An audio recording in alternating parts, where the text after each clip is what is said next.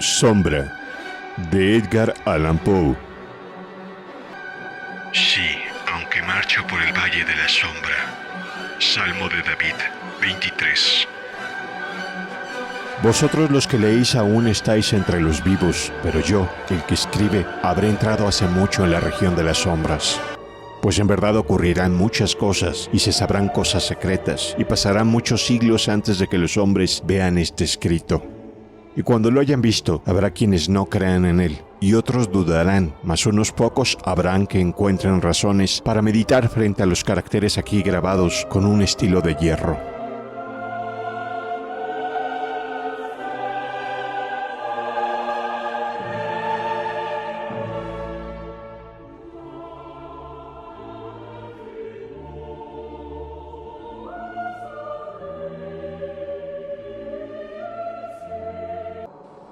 El año había sido un año de terror y de sentimientos más intensos que el terror, para los cuales no hay nombre sobre la tierra, pues habían ocurrido muchos prodigios y señales, y a lo lejos y en todas partes, sobre el mar y la tierra, se cernían las negras alas de la peste.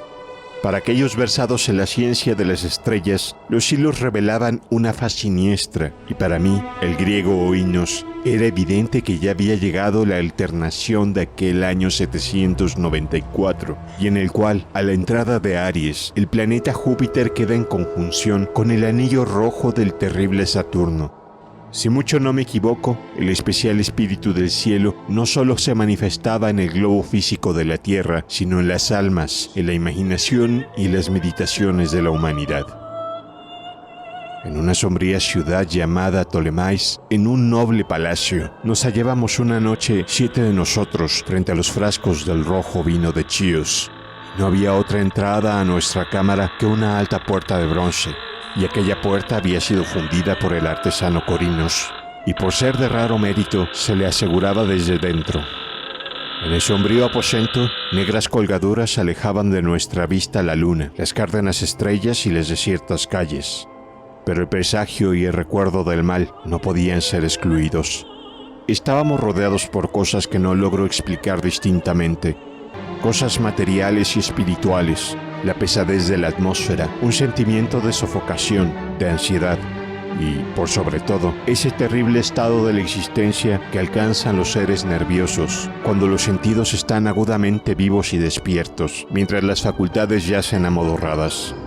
Un peso muerto nos agobiaba. Caía sobre los cuerpos, los muebles, los vasos en que bebíamos. Todo lo que nos rodeaba cedía a la depresión y se hundía. Todo, menos las llamas de las 7 lámparas de hierro que iluminaban nuestra orgía, alzándose en altas y esbeltas líneas de luz, continuaban ardiendo pálidas e inmóviles, y en el espejo que su brillo engendraba, en la redonda mesa de ébano a la cual nos sentábamos, cada uno veía la palidez de su propio rostro y el inquieto resplandor en las abatidas miradas de sus compañeros. Y sin embargo reíamos y nos alegrábamos a nuestro modo, lleno de histeria, y cantábamos las canciones de Anacreonte, llenas de locura, y bebíamos copiosamente, aunque el purpúreo vino nos recordaba la sangre. Porque en aquella cámara había otro de nosotros, en la persona del joven Zoilo, muerto y amortajado, y así tendido cuán largo era, genio y demonio de la escena. Ay, no participaba de nuestro regocijo, pero su rostro, convulsionado por la plaga, y sus ojos donde la muerte solo había apagado a medias el fuego de la pestilencia, parecían interesarse en nuestra alegría, como quizás los muertos se interesan en la alegría de los que van a morir. Mas aunque yo, oínos, sentía que los ojos del muerto estaban fijos en mí, me obligaba a no percibir la amargura de su expresión, y mientras contemplaba fijamente las profundidades del espejo de ébano, cantaba en voz alta y sonora las canciones del hijo de Teos.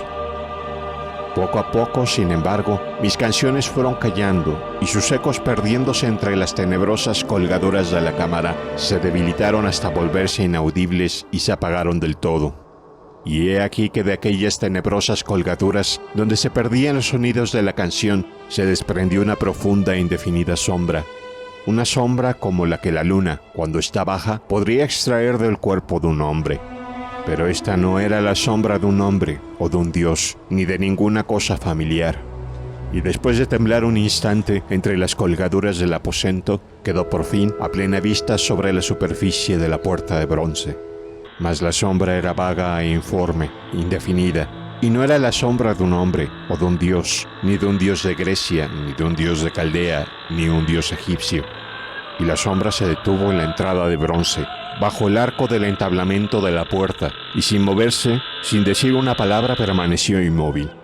Y la puerta donde estaba la sombra, si recuerdo bien, se alzaba frente a los pies del hombre zoilo amortajado. Mas nosotros, los 7 allí congregados, al ver cómo la sombra avanzaba desde las colgaduras, no nos atrevimos a contemplarla de lleno, sino que bajamos los ojos y miramos fijamente las profundidades del espejo de ébano. Y al final yo, oínos, hablando en voz muy baja, pregunté a la sombra cuál era su morada y su nombre.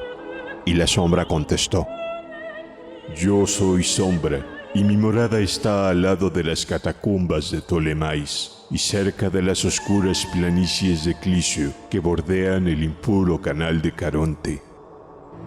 Y entonces los 7 nos levantamos llenos de horror y permanecimos de pie temblando, estremecidos, pálidos, porque el tono de la voz de la sombra no era el tono de un ser, sino el de una multitud de seres, y variando en sus cadencias de una sílaba a otra, penetraba oscuramente nuestros oídos con los acentos familiares y hartos recordados de 1000 y 1000 amigos muertos.